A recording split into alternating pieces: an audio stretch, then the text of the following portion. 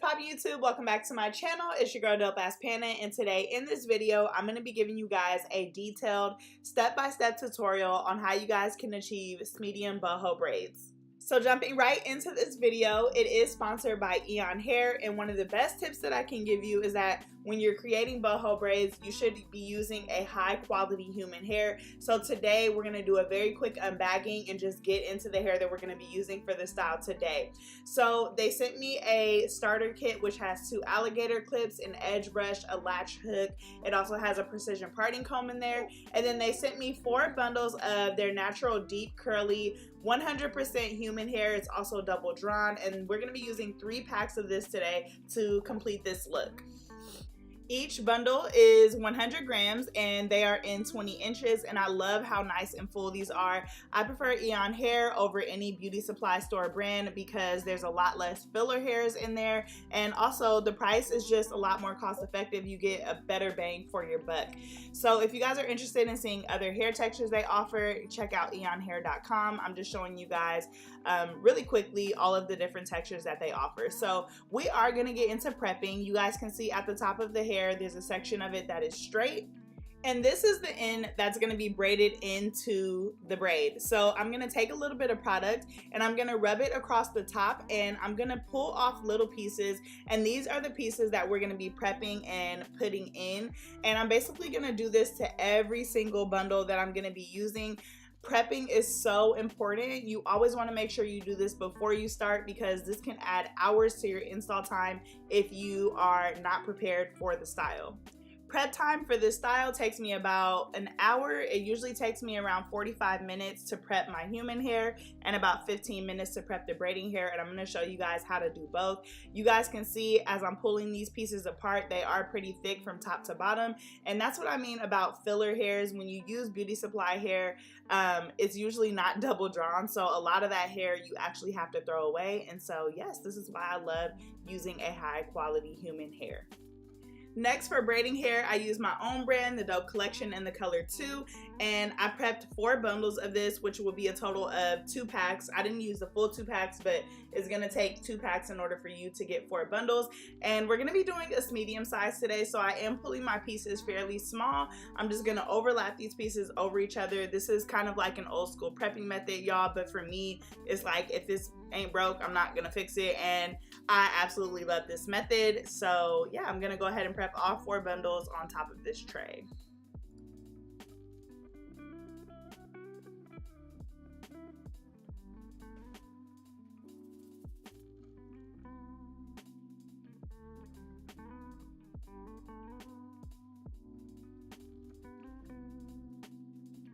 As always, I'm starting off with the clean canvas, and for the gel, I'm going to be using All Day Locks Lock and Twist. It's not my favorite gel, but for the price, it works really, really well. I'm also going to be using Allegro's cutting comb for parting. This is my favorite comb. I've literally been using it since I've been on YouTube, and this comb is a little seasoned, y'all. I'm missing a little bit of teeth on it, but yeah, it gets down. So I'm doing kind of what I call an advanced braiders pre-part, and I'm always going to start off every single style by sectioning off the nape of my client's neck, which is going to be from the top of their ear down. This is going to be kind of like your first starting guide for the style, so the section is extremely important. You want to make sure that you take your time parting this off, and when you are parting, take a couple steps back away from your canvas, because it will allow you to see if that part is straight or not. Now, depending on how much space I have in this nape area is really going to determine how many rows I add to this section, but typically for my medium braids, I am going to be putting 2 to 3 rows in this area, and I kind of just pull it to the side and see how much space I have to work with. For those of you guys who wonder why I don't fully pre-part, it just takes a little bit too much time for me, but if you guys are a beginner, I would recommend pre-parting this entire style out. If that's something that you guys want to see in a separate video, comment pre-part down below, and I will show you guys an entire pre-part for medium boho braids. Now you're going to lightly place product around that section that you're going to be braiding, and you want to be very careful that you're not using too much. Too much product will cause buildup and often will cause your product to turn white. So you definitely want to be cognizant that you're not relying on product to get a sleek braid, and rather you're working on technique. Now I'm going to be taking a piece of the braiding hair that I prepped and I'm going to be inserting it in between my pointer and my thumb finger, and I'm going to continue braiding. At the top of my braid, I'm going to be doing this 3 times before I switch my hand position and I continue to braid down. So that's my second piece, and I'm going to go ahead and add in one more. I personally only add hair in on the right side because I am right-handed. You can alternate or only add in on the left side as well, but you just want to make sure you pay attention to how your braid is building. Once I switch my hands over, I'm going to braid down 2 to 3 times, and I'm going to take a piece of that human hair, and the part that has the product applied on it, I'm going to lay that over the left side. I'm going to insert the top into my comb and continue braiding. The reason why I'm doing this is inserting it into my comb is not only to keep it out the way, but to allow and make sure that the hair is not moving as I'm braiding down. For each braid, I'm going to be adding anywhere from 6 to 9 pieces of the human hair. Remember, the more human hair that you add, the more full of a look you're going to get. As I'm braiding down, I'm going to add in one more piece of the braiding hair. You guys can see I'm just attaching each side, one to the left, one to the right. I'm not adding anything to that middle strand, and I'm going to continue braiding. And the purpose of this piece is to add a little bit of length and a little bit more thickness to that braid, just to make sure that as I'm braiding down, I have enough braiding hair to cover my client's natural hair. Again, I'm going to continue to add in those pieces. You can always use your comb, or you can use a clip to clip it out of the way, and I'm going to show you guys how to do both as this video progresses. I always know if I'm gonna love a style based off of how this first row of braids turns out, and I was super impressed with this curl pattern. I absolutely loved the way that it looked, and I decided to braid the human hair into the ends of the braid just to give it more of an islandy, very natural and seamless look. If you guys watch my podcast, Dear Modern Stylist, you guys will know that I absolutely hate doing this, but I literally couldn't resist when I saw how beautiful this curl pattern was. The options that you have is either braiding the human hair into the ends, or you can use a flexi rod or perm rod and perm rod those ends. But I knew just based off of this curl pattern that it was going to eat with the hair braided into the ends. And I am going to show you guys in depth how I am doing this. So don't worry, there's going to be a nice clip where you guys can see. And I'm going to go ahead and seal that with hair glue so it looks just like this at the ends. This is going to be what this first row looks like. And like I said, I was super excited about this curl pattern. It's actually my very first time using it, and I can say that it's absolutely one of my favorite curl patterns that I have used so far to date. For those of you guys who are wondering why I used nail glue instead of hair glue to seal the ends of the braids, it's because hair glue takes a lot longer to dry, and so that's going to add more time to your styling time. And guys, whenever you're doing boho, you're looking to be the most efficient. The hair glue dries quicker and it seals it a lot better. So I'm just giving you guys a different angle. You guys can see I'm building that braid from the top. You'll also see me add in those human hair pieces and flip my hands over. And like I said, I will do another angle so that you guys are able to see how I'm adding the hair into the ends of those braids. Now, as I mentioned in the beginning of this video, I did use 3 bundles of their deep curly and 20 inches to complete this look. Remember, Eayon Hair has bundle deals, so the more you buy, the more money that you are going to save. And if you're looking for an extremely full look, you need at least 3 to 4 bundles to achieve that. Since doing boho braids, I realized that my go-to length is definitely 20 inches or 22, just because it hangs better, especially with clients who like longer braids. They don't want a bunch of short pieces hanging in their braids, and so I do prefer to use 20 inches. Also, remember that you're going to be braiding in at least 1 inch of that hair, and so you want to get as much hang time as you can. There you guys can see that I use the clip to clip the hair out of the way. Like I said, anything that doesn't reach up to my comb, I just go ahead and use a clip to clip it out of the way, and then I'm going to go ahead and braid the hair into the ends. Now, I know a lot of people are always nervous about ship time. If you guys are using any type of booking service online, then you guys should be able to grab your hair in advance because you know where your appointments are going to be, right? And shipping has never taken more than 4 days for me personally. I am located in California, so as long as you give yourself like a week and a half advance, you guys should be fine on shipping. I'm just showing you guys what the nape of that neck area looks like. So I did do a total of 3 rows, and I'm gonna lift each row up and just show you guys how nice and neat this looks. And I already knew, guys, after doing this that it was gonna be super bomb. I loved it. Now again, remember I am doing an advanced braiders pre-part, and this is how I attack every single head. I'm gonna start off by parting off ear to ear for the top of my client's head, and I'm gonna just be pre-parting this top section, and I'm not gonna worry about the middle section because I am gonna be connecting that later. I always create a middle part for my client whether they want a side part or not, just because it's gonna allow each side to be symmetrical, and I'm gonna go ahead and part out those sides. Now my client has a really tiny head, so I am doing 5 rows on each side. Typically for my medium braids I do 6, but I've done 6 on her before and they were extremely tiny, so I'm going to be doing 5 rows on each side, which is going to account for 10 rows across the top of my client's head, and that is going to be how many rows are going to be in this section from the ear all the way up. Remember, a pre-part should never be done with product because it is just a rough draft, and we're gonna go back in and define all of these parts. Sometimes we have to change them up a little bit. So using product is just, number one, gonna take a lot more time. It's also gonna waste a lot of time because you're gonna have to go back in and redo it. So not only is it a waste of time, but a waste of product, and we all know the price of products have gone up a lot, so we don't wanna do that. Again, if you guys need a beginner pre-parting tutorial, comment pre-part down below and I will get that out for you guys. So I'm just showing you guys how I connect the left and the right side through the middle, and this is how I'm going to be creating my parts that are going to go around my client's natural head. Again, as an advanced braider, you should be able to do this without having to part out each section.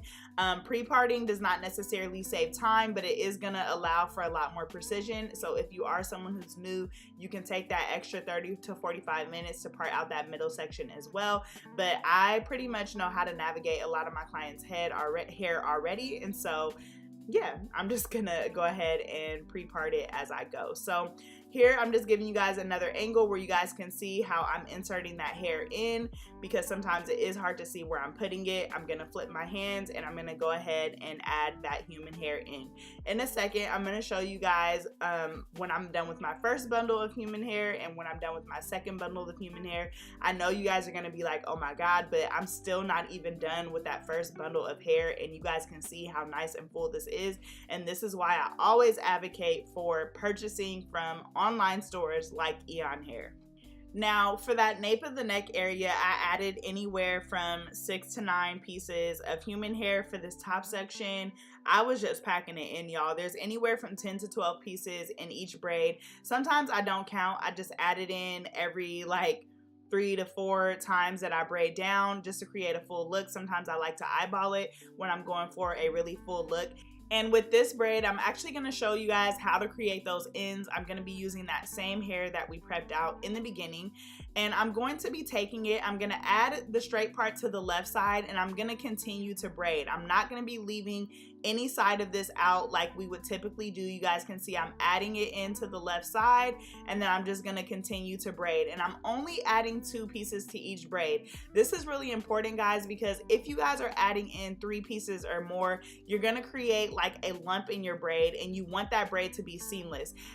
After I braid down enough to where those straight pieces are gone and it's at least an inch to where that human hair is secure, I'm gonna break off a small piece of the human hair, and I'm gonna use that to tie a knot.